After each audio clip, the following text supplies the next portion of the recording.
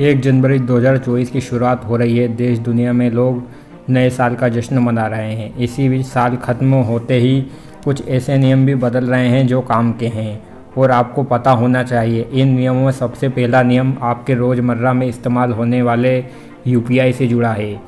1 जनवरी UPI payment करने वाले users के लिए भी खास है। दरअसल national payment corporation of India ने पेटीएम, गूगल पे, फ़ोनपे जैसे ऑनलाइन पेमेंट ऐप की यूपीआई आईडी को बंद करने का फैसला लिया है, जिनका इस्तेमाल पिछले 1 साल या इससे ज़्यादा समय से नहीं किया गया है।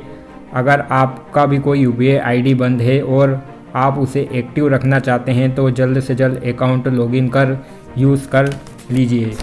दूसरा नियम रिवाइज नियम आरबीआई बैंक लॉकर एग्रीमेंट का है। इसके तहत यूज़र्स को फैसला लेने के लिए 31 दिसंबर तक का समय दिया गया और ये डेडलाइन 1 जनवरी को ख़त्म हो रही है। आरबीआई ने सभी बैंकों से कहा है कि वे अपने सभी कस्टमर्स का लॉकर एग्रीमेंट संशोधित करा लें। अगर ये काम 31 दिसंबर तक नहीं किया तो आपको बैंक लॉकर खाली करना पड़ सकता है।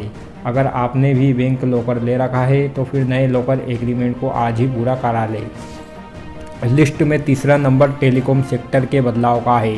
टेलीकॉम डिपार्टमेंट 1 जनवरी से सिम कार्ड के लिए कागज़ आधारित केवाईसी प्रोसेस को ख़त्म करने जा रहा है। इसका मतलब है कि ग्राहकों को नया सिम कार्ड खरीदने के लिए कागजी फॉर्म भरने की कोई ज़रूरत नहीं होगी। इसकी जगह अब सिर्फ डिजिटल केवाईसी यानी कि ई केवाईसी अनिवार्य होगी।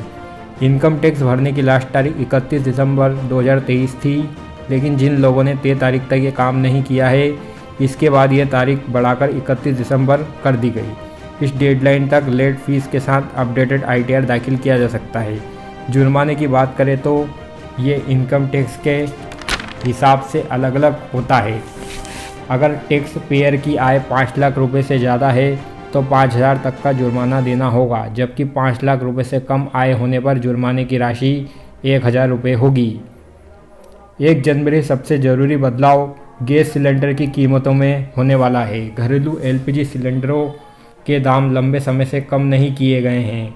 अब साल के पहले दिन गैस की कीमतों को कम करने की घोषणा की जा सकती है। इसके अलावा 1 जनवरी से विदेशों में पढ़ाई कर रहे छात्रों को नौकरी के लिए पढ़ाई समाप्त होने से पहले वीज़ा अप्लाई करना होगा, यानी किसी भी देश के छात्र तब तक वर्क वीज़ा पर स्विच नहीं कर पाएंगे जब तक उनका कोर्स पूरा ना हो जाए। इसके साथ अगर आप म्यूचुअल फंड में निवेश करते हैं या ट्रेडिंग करते हैं तो इसमें नॉमिनी जरूर जोड़ लें। सेबी ने इसकी डेडलाइन 31 दिसंबर से बढ़ाकर 30 जून 2024 कर दी है।